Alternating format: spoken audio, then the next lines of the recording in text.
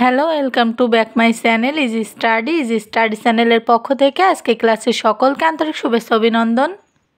2025 সালে অষ্টম শ্রেণীর শিক্ষার্থীদের আজ আমরা মুনাফার অধ্যায়ের 19 পেজের 18 নম্বর থেকে সমাধান শুরু করব। তো গত ক্লাসে কিন্তু আমরা 17 পর্যন্ত সমাধান করেছিলাম। যে সকল শিক্ষার্থীরা দেখোনি তারা অবশ্যই পূর্বের ভিডিওগুলো একটু দেখে এসো। তো 18 নম্বরে দেখো কি বলছে, জামিল সাহেব পেনশনের টাকা পেয়ে 10 লাখ টাকার 3 মাস অন্তর মুনাফা ভিত্তিক 5 বছর মেয়াদি পেনশনার সঞ্চয়পত্র কিনলেন। বার্ষিক মুনাফা 8% হলে তিনি প্রথম কিস্তিতে অর্থাৎ প্রথম 3 মাস পর কত মুনাফা পাবেন।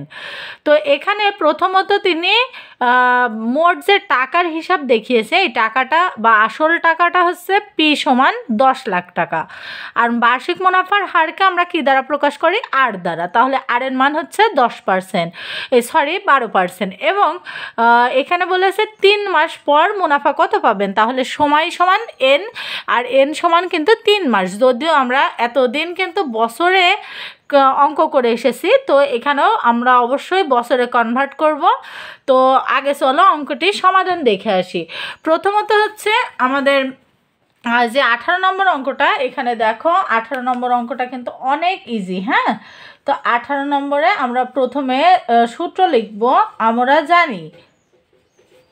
তো আমরা জানি দিয়ে সূত্রটা কিন্তু ওই একই সূত্র, যে আই সমান সমান পি আর এন। তো আই সমান সমান পি আর এন, এই সূত্রটা দিয়েই অঙ্ক করব। আর এখানে আগে আমরা লিখে নেব যে কি কি আমরা পেয়েছি সেইগুলা। তো এখানে পির মান ছিল কত? পির মান বা আসল, পিকে কিন্তু আসল বলা হয়। তো আসলে পির মান ছিল কিন্তু 10 লক্ষ টাকা। তো 10 লক্ষই কিন্তু 6টি শূন্য, 1 2 3 4 5 6, 6টি শূন্য ছিল। আর এখানে আমাদের আর এর মান বা মুনাফার হারের মান কিন্তু ছিল 12%। তো 12%কে আমাদের পার্সেন্ট ওঠানোর জন্য অবশ্যই 100 দ্বারা ভাগ দিতে হবে, কারণ আমরা জানি যে মুনাফা হার বললে সেই মানটাকে 100 দ্বারা ভাগ দিতে হয়। তো তাহলে এখানে 12 আর এখানে আমরা 100 দ্বারা ভাগ দিয়ে দেব। তাহলে 12কে 100 দ্বারা ভাগ দিলে আমাদের কিন্তু এখানে আসবে 0.12 টাকা বা 0.12%। তো এখন আমাদের যে কাজটা সেটা হচ্ছে, আমাদের এনের মান কিন্তু দেয়া ছিল 3 মাস। এখানে দেখো এনের মান দেয়া ছিল 3 মাস। তো এখন 3 মাসকে আমাদের বছরে কনভার্ট করতে হবে। তো আমরা জানি 12 মাস সমান 1 বছর, তাই না? তো তাহলে এখানে 12 মাস সমান যেমন 1 বছর, তাই সেই 12কে আমরা 3 দিয়ে ভাগ দেব, অর্থাৎ 3 এখানে ভাগ দিলে তাহলে আমাদের আসবে 0.25। এটাই কিন্তু আমাদের এনের মান। হ্যাঁ, তো এখানে আয় সমান সমান হর, তো আয়ের মানটাই আর কি আমাদেরকে বের করতে হবে। আশা করি বুঝতে পেরেছো। আর এখানে 3 মাস ধরে অঙ্কটা করা যেত কি না সেটা আগে ক্লিয়ার করি। যেহেতু এখানে বছরের একটা হিসাব বের করতে হবে, তাই অবশ্যই 3 মাসকে বছরে কনভার্ট করতে হবে। আর আমরা জানি 12 মাস সমান 1 বছর, তাই 3কে আমরা 12 দ্বারা ভাগ দিয়েছি। আশা করি আর কোনো দ্বিধা থাকার কথা নয়। তো এখানে আমাদের পির মানটা কত? পির মান কিন্তু ছিল 10 লক্ষ টাকা। তো 10 লক্ষ টাকা আমরা এখানে 1 2 3 4 5 6, আর এখানে আমরা করে নেবো। এবার আর এর মান কত পেয়েছি? 0.12। তো রাখবো। আর এখানে আমরা এন এর মান পেয়েছি 0.25। তো এটা আমরা রেখে দেবো। দেওয়ার পরে এখানে আমরা যদি ক্যালকুলেশন করি তাহলে এখানে আমাদের অ্যান্সার আসবে 30,000 টাকা। অর্থাৎ এই জায়গাতে আমাদের মোট অ্যান্সারটা এভাবে লিখতে পারি যে 3 মাস পর তার 30,000 টাকা মুনাফা পাবেন। আশা করি অঙ্কটি সহজভাবে বুঝতে পেরেছো। তো এখন 19 নম্বর অঙ্কটা দেখো, আমরা দেখি 19 নম্বর অঙ্কটা কিন্তু সৃজনশীল ছিল। তো একজন ফল ব্যবসায়ী যশোর থেকে 36 টাকায় 12টি দরে কিছু সংখ্যক এবং কুষ্টিয়া থেকে 36 টাকায় 18টি দরে সমান সংখ্যক কলা খরিদ করলো। তিনি 36 টাকায় 15টি দরে তা বিক্রয় করলেন।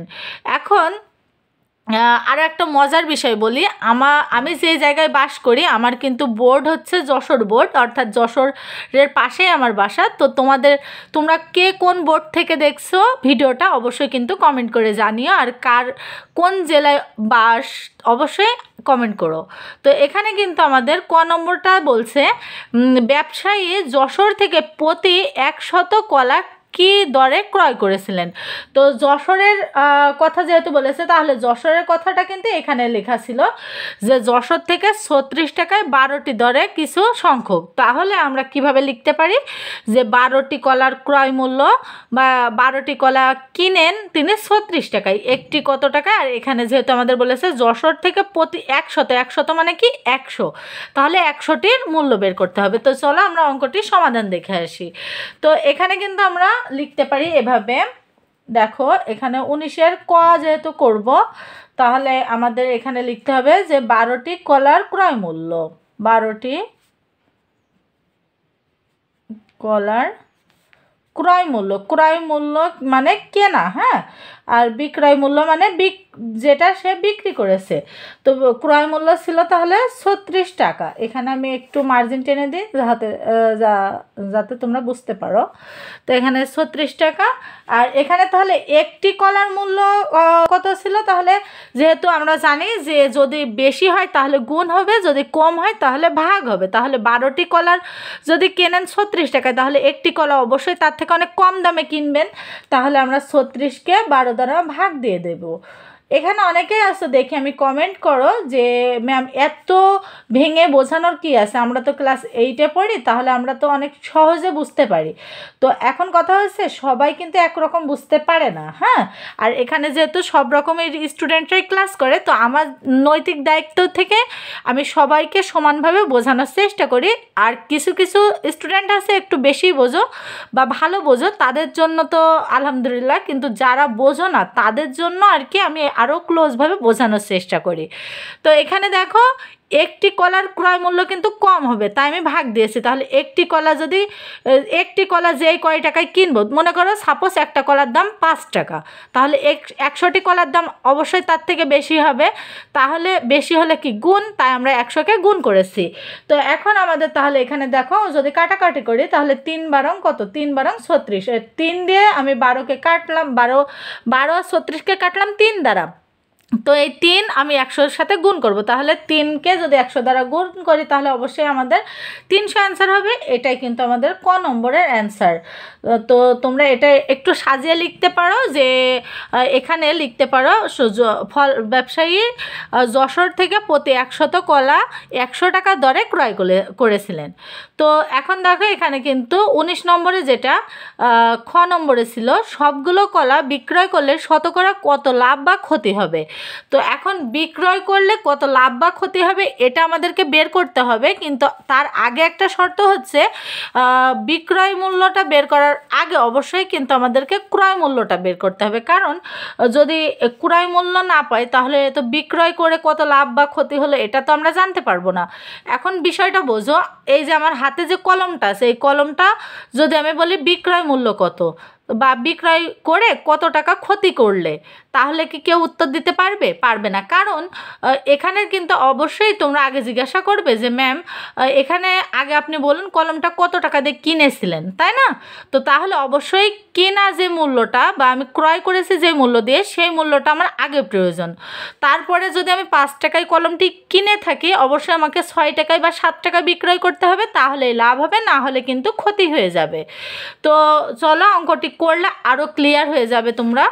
তো এখানে আমরা প্রথমে কি করব, দেখো এখানে আমরা যেহেতু খ নম্বর করব, তো খ নম্বরটা লেখার পরে এখন যেহেতু যশোরেরটা আছে আর কুষ্টিয়ারটা আছে, তো যশোরের ক্ষেত্রে আগে আমরা বের করি। তো যশোরের ক্ষেত্রে 12টি কলার মূল্য, হ্যাঁ, 12টি কলার ক্রয় মূল্য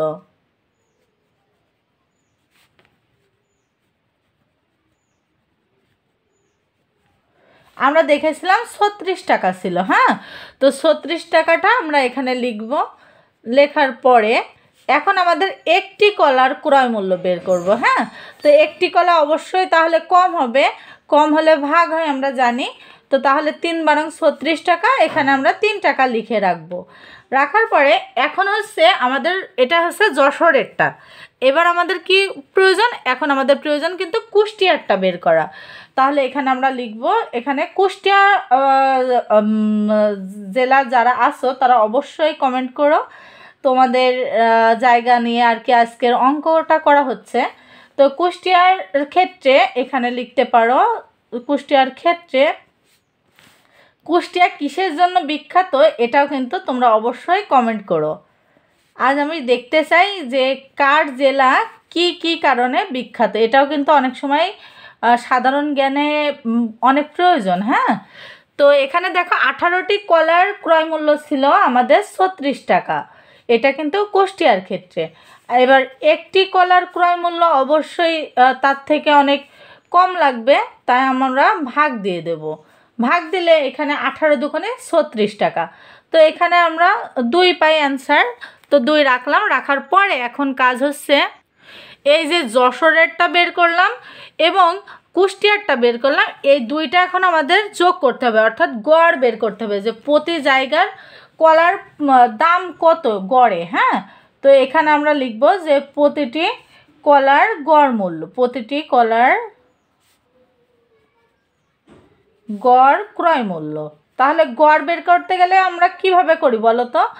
গড় বের করতে গেলে কিন্তু যেই কয়টা সংখ্যা যোগ করব সেই কয়টা সংখ্যা দ্বারা ভাগ হবে, অর্থাৎ যদি বলে 3 জনের বয়স এত, এখানে গড় বের করো, তাহলে 3 জনের যে বয়সটা আছে সেই বয়সটা দিয়ে যোগ করে যে 3 জনের বের করছে সেই 3 দিয়ে কিন্তু ভাগ দিতে হয়।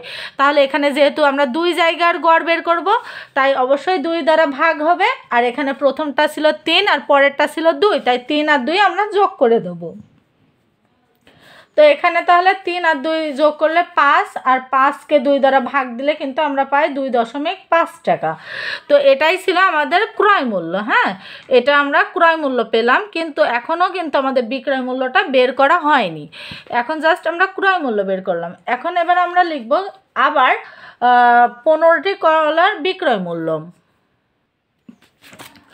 এখানে আমরা লিখব যে আবার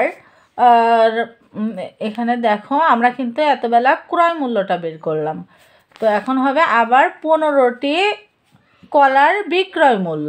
এখন এত সময় যে ক্রয় মূল্যটা বের করলাম এটা বাদে এখন হচ্ছে বিক্রয় মূল্যটা বের করতে হবে। তো বিক্রয় মূল্যটা বের করার পরে আমরা যদি ক্রয় মূল্য থেকে বিক্রয় মূল্যটা বিয়োগ করে দিই তাহলে কিন্তু আমরা বুঝতে পারবো যে কত টাকা লাভ হয়েছে বা কত টাকা ক্ষতি হয়েছে। তো এখানে আমরা 36 ভাগ এখানে 15 দিয়ে দেব। তো অবশ্যই কিন্তু এটা দশমিক আসবে, তাই দশমিক তোমরা অবশ্যই ক্যালকুলেশন করে দেখতে পারো, কারণ যদিও ভুল হওয়ার কথা নয়, তারপরও যদি ভুল হয় তাহলে অবশ্যই একটু সংশোধন করে নিও। আর মানুষ মাত্রই তো ভুল হতেই পারে, আমি অনেকবার যাচাই বাছাই করার পরে কিন্তু তোমাদের সামনে অঙ্কগুলো প্রদর্শন করি। তো এখানে আমি একটা শর্ত লিখলাম, দেখো অবশ্যই কিন্তু বিক্রয় মূল্য ক্রয় মূল্য অপেক্ষা বেশি। তো বিক্রয় মূল্য ক্রয় মূল্য অপেক্ষা এখানে বেশি হচ্ছে, তাই আমাদের কিন্তু ক্ষতি হবে। হ্যাঁ, তো ক্ষতি যেহেতু হবে তাহলে আমরা ওখানে আবার ক্ষতি কতটুকু ক্ষতি হলো সেটাও কিন্তু অবশ্যই আমাদেরকে দেখিয়ে দিতে হবে, না হলে অঙ্ক শর্তটা পূরণ হবে না। তো সুতরাং ক্ষতি হয়েছে।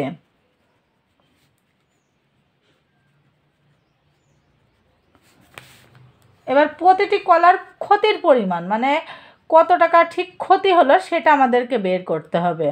তো তাহলে প্রতিটি কলার, অঙ্কটা কিন্তু একটু বড় হচ্ছে কিন্তু অঙ্ক অনেক সহজ। হ্যাঁ, ক্ষতির পরিমাণ, তো এখানে দেখো ক্ষতির পরিমাণটা কি, মোট হচ্ছে আমাদের কলা এখানে 2.5 বিক্রয় মূল্য আর এখানে আমাদের 2.4 হচ্ছে ক্রয় মূল্য, তাহলে এখানে 0.1 টাকা আমাদের ক্ষতি হচ্ছে। তো এখানে শতকরার ক্ষতির পরিমাণটা আবার বের করতে হবে। তো শতকরার যদি আমরা বের করি তাহলে দেখো শতকরা ক্ষতির যে ভাগটা আসছে এখানে 0.1 আর আমাদের 2.5, তাহলে এটা যদি আমরা 100 দ্বারা গুণ করে দিই তাহলে কিন্তু অ্যান্সার আসবে 4%। তো এই 4%-এ আমাদের শতকরা ক্ষতি হচ্ছে। আশা করি অঙ্কটা একটু বুঝতে অসুবিধা হওয়ার কথা, কারণ একটু বড় যেহেতু, আর অঙ্কটা যদি আরও বেশি অসুবিধা হয় প্লিজ একটু 2বার ভিডিওটা দেখে নিও, তাহলে বুঝতে অনেকটা ক্লিয়ার হয়ে যাবে।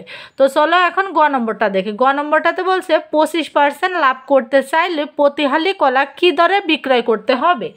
তো এখন আমরা কিভাবে করব দেখো, এখানে কিন্তু আমরা লিখতে পারি যে এখানে দেখো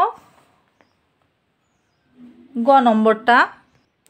তো এখানে আমাদের প্রথমে করতে হবে, দেখো এই যে ক হতে পায় প্রতিটি কলার গড় ক্রয় মূল্য 2.5 টাকা। ক্রয় মূল্য যদি 100 টাকা হয়, তাহলে যেহেতু আমরা জানি যে মুনাফার অঙ্ক বা লাভ ক্ষতির অঙ্কে কিন্তু যদি অজানা সংখ্যা থাকে সেটাকে আমাদের 100% ধরে নিতে হয়, আর যদি পাটিগণিত অঙ্ক থাকে তাহলে আমাদেরকে ক ধরতে হয়, আর বীজগণিত অঙ্কে আমাদের কিন্তু এক্স ধরতে হয়। এটা আমরা অনেক আগে থেকেই জানি। তো এখানে আমরা লিখলাম যে ক্রয় মূল্য যদি 100 টাকা হয়, তাহলে 25% লাভে বিক্রয় মূল্য হবে 125 টাকা। তো এখন ক্রয় মূল্য যদি তাহলে 100 টাকা হয়, তাহলে দেখো আমরা কিভাবে করি। এখানে আমরা লিখব ক্রয় মূল্য 100 টাকা হলে বিক্রয় মূল্য, দেখো আসলে আমি আন্তরিকভাবে দুঃখিত, কারণ আমি কিছু সমস্যার জন্য আসলে বাসায় আছি। তো বাসায় আছি যার কারণে বাইরের অনেক নয়েজ আসছে, তোমরা প্লিজ একটু মানিয়ে নিও। তো এখানে আমরা এরপরে যেটা করেছি, দেখো ক্রয় মূল্য যদি 100 টাকা হয়, তাহলে বিক্রয় মূল্য 125 টাকা, আর ক্রয় মূল্য তাহলে 1 টাকা হলে বিক্রয় মূল্য হবে, দেখো অবশ্যই তার থেকে কম হবে, তাই আমরা ভাগ দিয়ে দিয়েছি 125 ভাগ 100। তারপরে দেখো আমাদের এই যে 2.5 টাকা হলে, এখানে কিন্তু 2.5টা কিন্তু আমরা খ নম্বর হতে পেয়েছিলাম। হ্যাঁ, তো 2.5 টাকা হলে বিক্রয় মূল্য হবে, এখানে দেখো 3.125 টাকা। তারপরে দেখো এখানে যদি আমরা 25% লাভে প্রতি হালি কলার বিক্রয় মূল্য বের করতে চাই, তাহলে 1 হালি সমান কত? আমরা জানি 1 হালি সমান 4টি, তাইতে আমি 4 দ্বারা গুণ করেছি। এখানে যদি 1 ডজন বলতো তাহলে আমরা 12 দ্বারা গুণ করতাম, আর যদি প্রতিটি কলার বলতো তাহলে 1 দ্বারা গুণ করতাম। আশা করি বুঝতে পেরেছো। তো এখানে যেহেতু 25% লাভে প্রতি হালি কলার বিক্রয় মূল্য বলেছে, তাই আমি 4 দ্বারা গুণ করে দিয়েছি। গুণ করার পরে কিন্তু অ্যান্সার এসেছে 12.5। তো এই অধ্যায়ের আশা করি আর কোনো রকম সমস্যা হওয়ার কথা নয়। অঙ্কগুলো অনেক সহজভাবে বোঝানোর চেষ্টা করেছি, আর মাত্র একটি অঙ্ক বাকি আছে এই অধ্যায়ের, আর খুব শীঘ্রই ওই অঙ্কটিও আমরা সামনের ক্লাসে করে দেওয়ার চেষ্টা করব। আমাদের ভিডিওগুলো যদি তোমাদের ভালো লেগে থাকে, উপকারে এসে থাকে, অবশ্যই চ্যানেলটাকে একটু সাবস্ক্রাইব করে দিও। আজকের মতো এখানে বিদায় নিচ্ছি, ধন্যবাদ সকলকে।